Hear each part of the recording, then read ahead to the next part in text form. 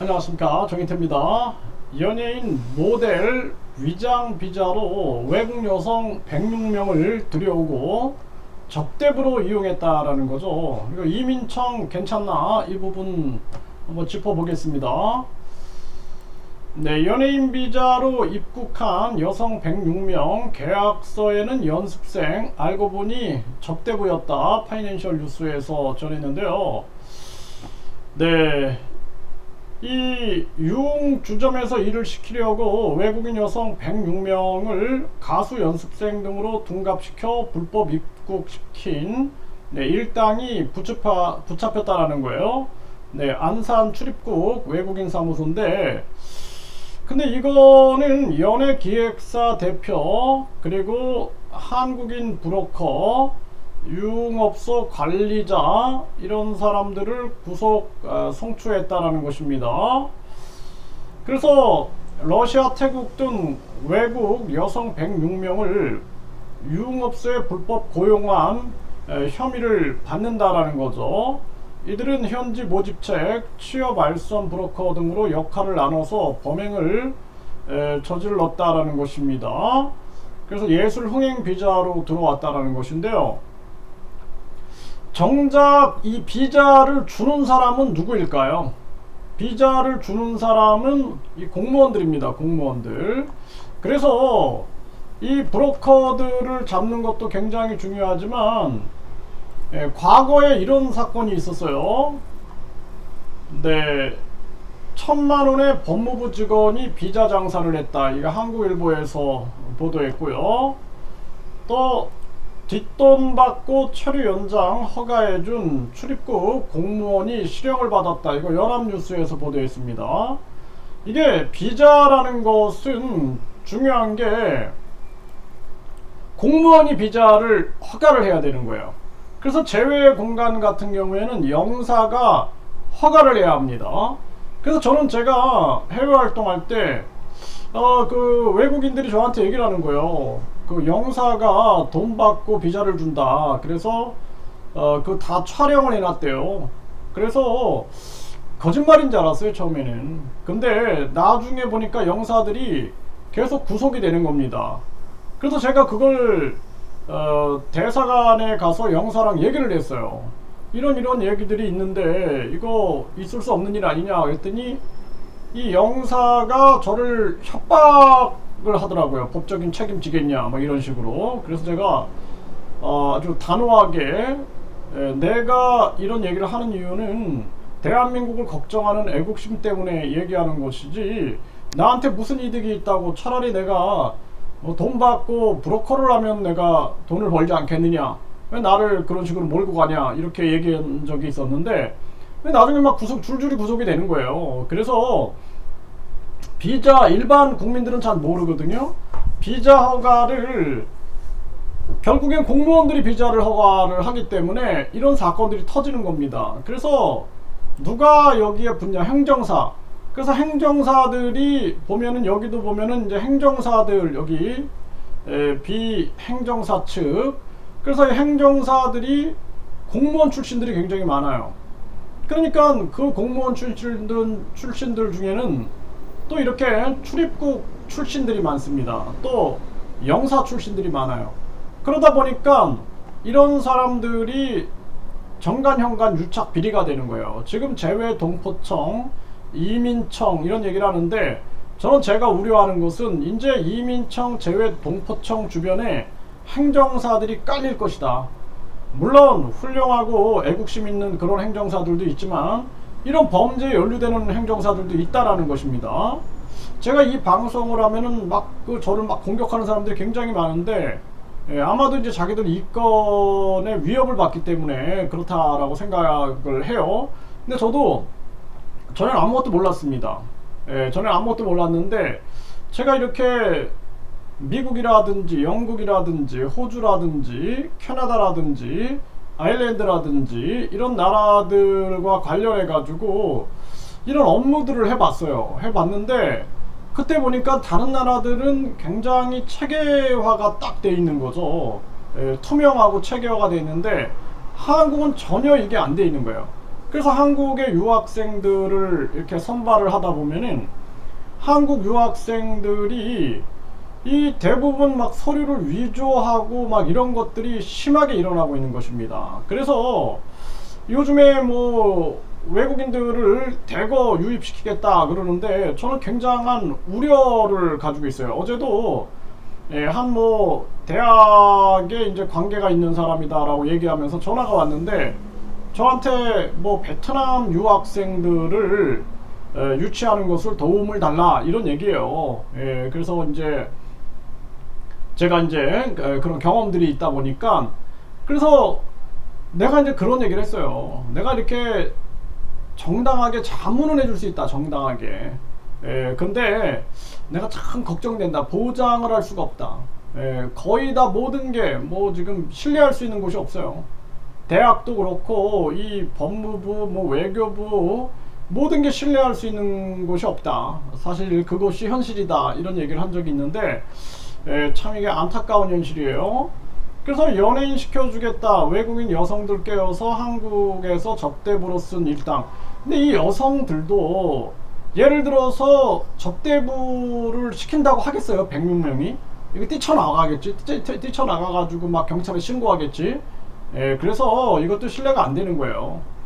왜 제가 이런 말씀을 드리면은 가짜 결혼을 하는 사람들이 마치 당한 것처럼 이렇게 얘기를 하는데 내가 그 19년을 한국어를 외국인들한테 가르치다 보니까 이 중에는 계획적으로 기획적으로 들어오는 사람들이 있어요. 그래서 이미 그냥 그 해외에서 나는 여기 접대부로 일해가지고 돈 벌겠다라고 생각하는 또 그 나라 접대부들도 많이 있습니다. 그런 사람들이 들어오는 경우도 많이 있어요. 물론 뭐 이분들은 나는 잘 모르겠어요. 이분들이 그렇다라는 건 아닙니다. 그런데 상식적으로 생각해 보세요, 여러분들. 상식적으로 생각해 보면은 아니 내가 연예인 하려고 들어왔는데 접대부 시킨다 그럼 접대부 하겠어요?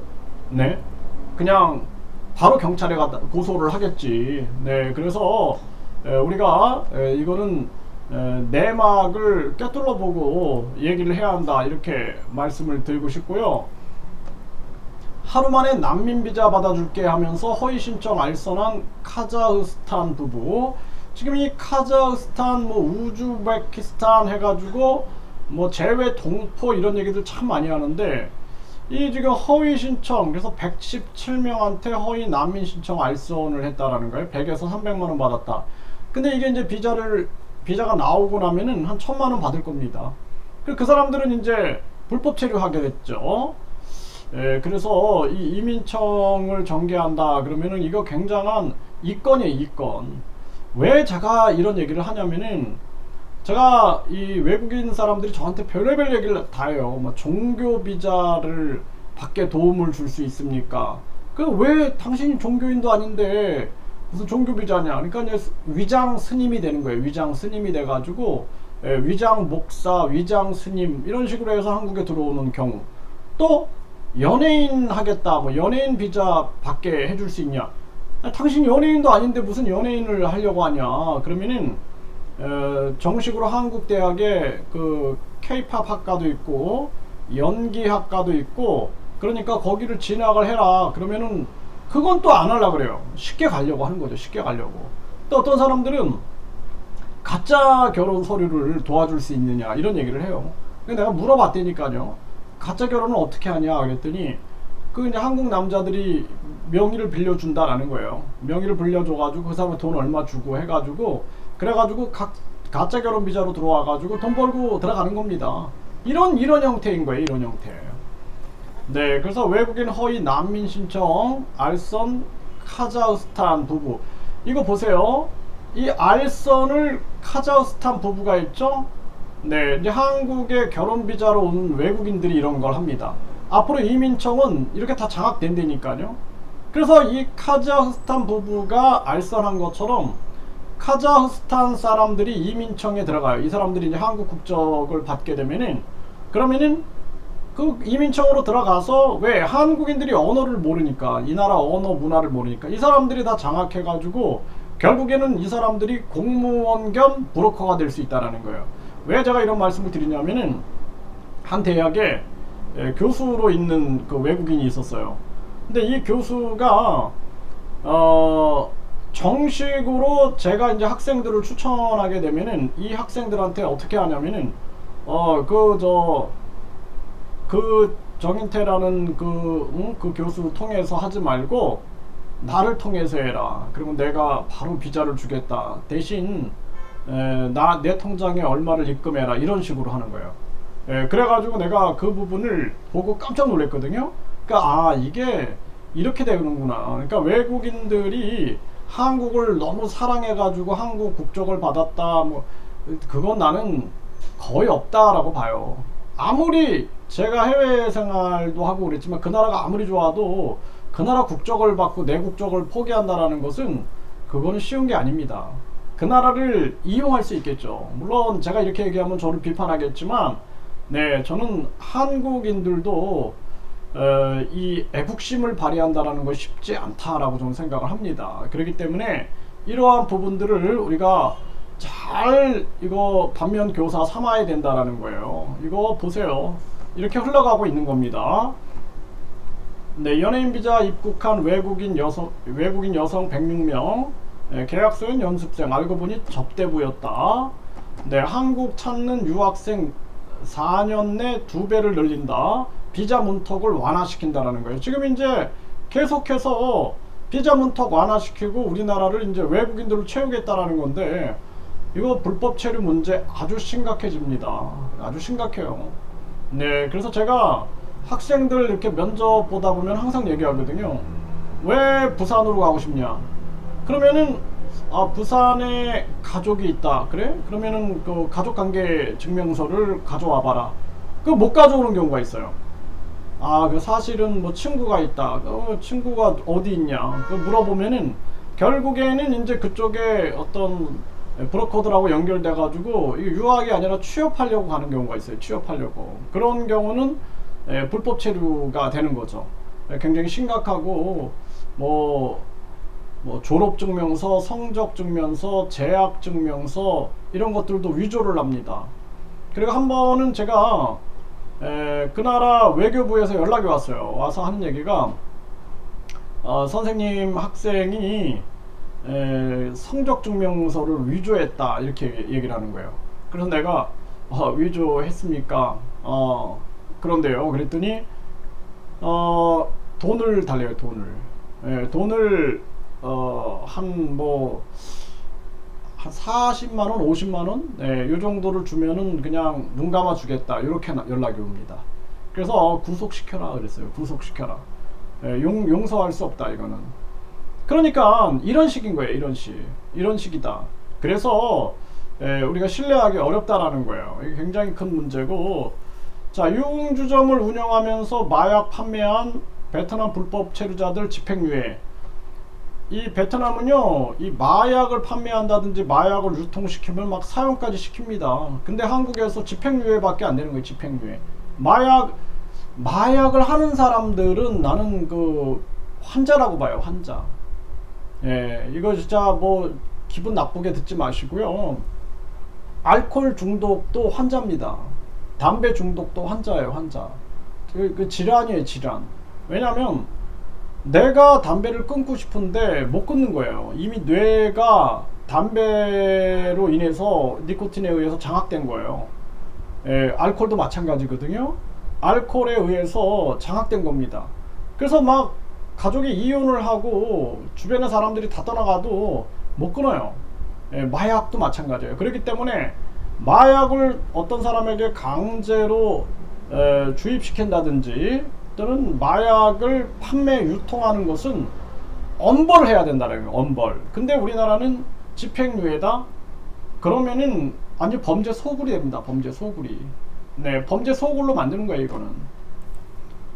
네, 유흥주점을 운영하며 마약 팔고 투약, 베트남 불법 체류자들 집행유예. 유흥주점을 운영을 어떻게 해요? 불법 체류자들이. 네, 그리고 또 마약을 팔고 투약했는데 집행유예다. 자, 기가 막힙니다. 이게 범죄 소굴이 되는 거예요. 그래서 제가 대한민국이 저출산을 뒷북을 치고 있어요. 뒷북. 저출산 문제를 해결할 진짜 의지가 없어요. 대한민국 공무원들은. 저는 그렇게 보고 있어요. 그래가지고 뒷북을 치고 있고 외국인들을 들여오겠다. 이것도 이제 나중에 외국인 범죄 문제 엄청 터지고 외국인 불법 체류자 문제 되게 터져요 이제. 그러면은 그때 되면은 또 뒷북을 칠 거예요. 뒷북을. 그래서 크게 사회 문제 되고 대한민국 이대로 가면 그냥 소멸됩니다. 소멸. 정말 대한민국이 망해가는 것을 이렇게 지켜보는 것이 더 힘들어요. 예, 조선 때 나라가 망해가도 양반들이 그냥 메가매직하고 왕까지 나서서 메가매직하고 막 그러잖아요. 예? 외척 세력들이 완전히 그냥 장악해가지고 비리 저지르잖아요. 지금 대한민국 상황이 저는 그렇게 보입니다. 그래서 제가 비판을 하는 거예요. 물론 뭐 훌륭한 뭐 외국인 분들도 계세요. 한국에 뭐 저도 많이 알고 있고 그런 분들한테는 제가 감사하죠. 네, 감사하고 서로 윈윈해야죠. 애국심은 원하지 않아도 서로 피해를 주지 말고 윈윈해야죠. 윈윈. 그런데 이거는 내가 비판을 안 할 수가 없다. 예, 그래서 지금 뭐 한동훈이 이민청 추진한다 그러니까 또 그 추종자들 이런 사람들은 만세 찬양을 부르고 있는 거죠. 근데 저는 아주 신중해야 된다라고 보고 있어요. 그런 이민청이라면 나는 이거는 막아야 된다. 네, 아주 취소시켜야 된다. 저도 처음엔 뭐 이민청 무슨 뭐 추진위원회 한다고 국회에서 연락 와서 내가 부위원장으로 참여한 적이 있어요. 예, 그래가지고 나도 외국인을 철저하게 관리하고 검증하는 이민청인 줄 알았어요. 예, 그렇다면은 그건 필요하죠. 예, 외국인 관광객, 뭐 외국인 환자, 외국인 유학생 해가지고 철저하게 검증한다. 해가지고 한다 그러면은 그거는 찬성하지만 이걸 완전히 그냥 뭐 비자 장사하고 뒤에서 막 뒷돈 받고 완전히 나라는 개판이 되는데 난장판이 되는데 이거 그냥 관리 능력도 없으면서 이민청 한다? 이건 저는 반대합니다. 그래서 많은 사람들이 이권 다툼이다. 이권. 네, 이권이 있기 때문에 지금 많이 추진하고 있다. 저는 그렇게 보고 있어요. 재외동포청도 아주 제가 세밀하게 보고 있습니다. 이제 앞으로 재외동포 문제 뭐 이런 이민 문제 이런 게 계속 터져 나갈 것이다. 저는 그렇게 보고 있고 제가 본 바로 그래요. 막 1000명씩 유학생들 데리고 갔는데 그 1000명이 거의 대부분이 막 불법 체류자가 되는 현실들을 제가 많이 봤어요. 총장까지 와가지고 막 1000명씩 뽑아가는 거 보고 기가 막혔거든요. 그러면 그 총장은 그냥 뭐 순식간에 뭐 유학생들 1년 학비를 미리 받으니까 뭐 한 6억 60억 정도 벌겠지만 나라는 개판이 되는 거죠. 네, 그래서 걱정스럽습니다.